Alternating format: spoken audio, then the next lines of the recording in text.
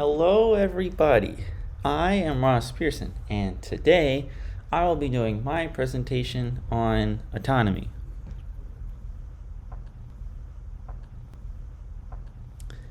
The main topic of my paper will be, why do we want more automation? Should we want it? How slowly did the world revolve while you had to wait months to take driver's education just to get your driver's license? How much freedom did that one simple process of car ownership give most of you? But what if you have a disability and are unable to navigate the standard automobiles on the market today? This is only one example why we should all want more autonomy available to us. Autonomous shuttles, like the ones being tested on the University of Michigan campus, could be a solution to many driving limitations.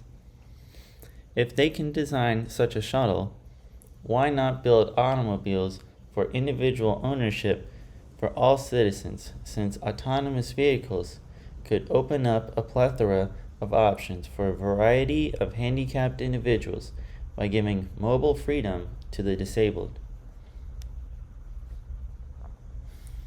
Not only would a greater variety of individuals be given the freedom to drive, but autonomous vehicles also create a smaller carbon footprint. Therefore, there is room for a greater variety of future mobilities.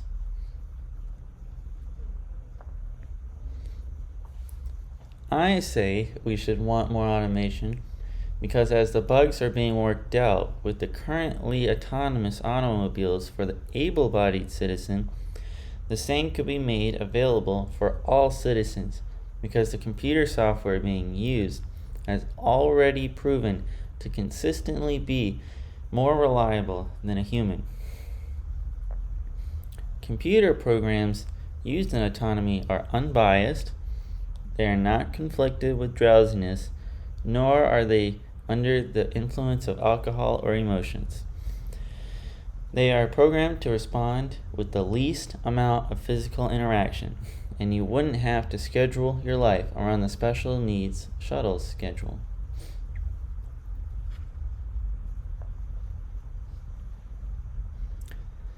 With today's technology, an autonomous environment opens up a plethora of options for a variety of handicapped individuals by giving mobile freedom to the disabled.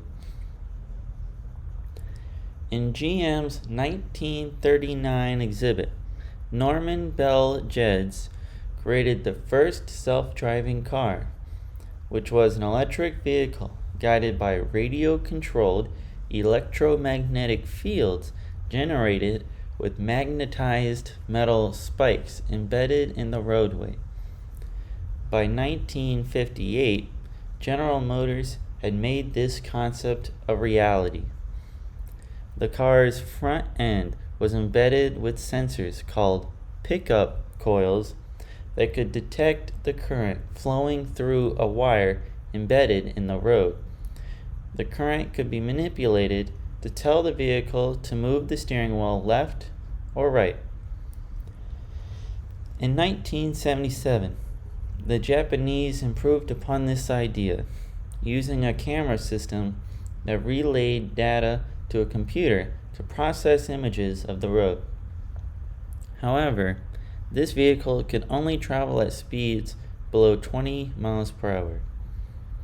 Improvement came from the Germans a decade later in the form of the Vamors, a vehicle outfitted with cameras that could drive itself safely at 56 miles per hour.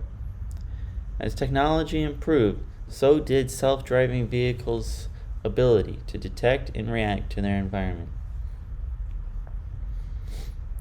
We all use autonomy more than we realize, as it has seeped in and become a seamless part of our lives. It is the advancement of such programming technology that will continue to shift our expectations. Today, we expect the lawnmower to cut the grass itself. We expect the grocery carts to navigate back to the store on their own. We expect our pizza to be delivered by a drone. Autonomy, independence, limitless. Thus, computer programs have a unique ability to easily become available worldwide, with the global understanding of its importance and ability to speak all languages. Finally, the reader should care about this topic to help reduce excess pollution with the increased efficiency computers can bring.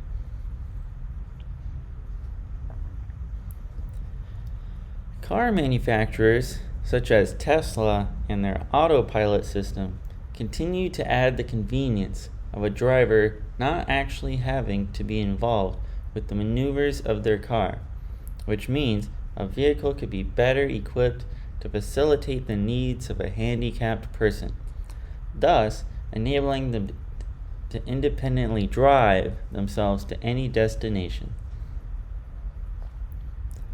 Tesla, the most recognized autonomous manufacturer, and their autopilot is a suite of advanced driver assistance system features that includes lane centering, adaptive cruise control, self-parking, the ability to automatically change lanes, navigate autonomously on limited access freeways, and the ability to summon the car to and from a garage or parking spot.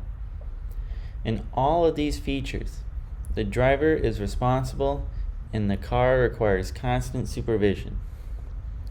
The company's stated intent is to offer full self-driving at a future time, acknowledging that safety, legal, regulatory, and technical hurdles must be overcome to achieve this goal.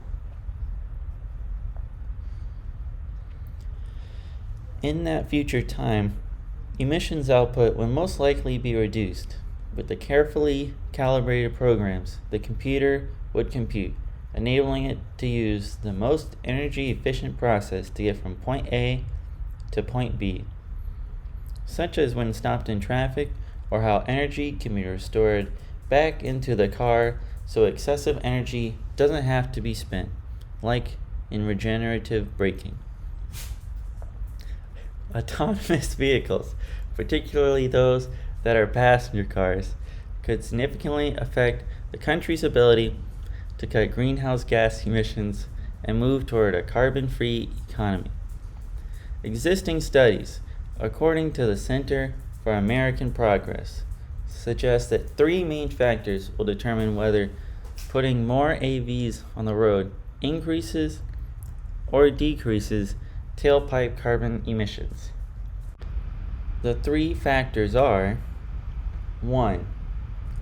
The effect on the total vehicle miles traveled in the United States. 2. The impacts on congestion. And 3. The autonomous vehicles' fuel efficiency and fossil fuel consumption. In conclusion, autonomous vehicles must be assessed not only for their safety, but also for their effect on carbon emissions levels.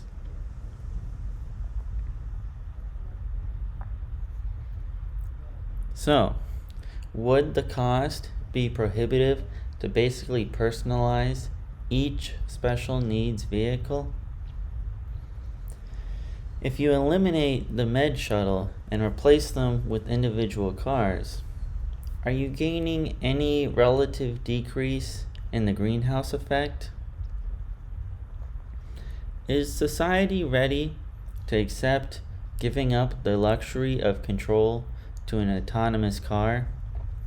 Thank you all for listening.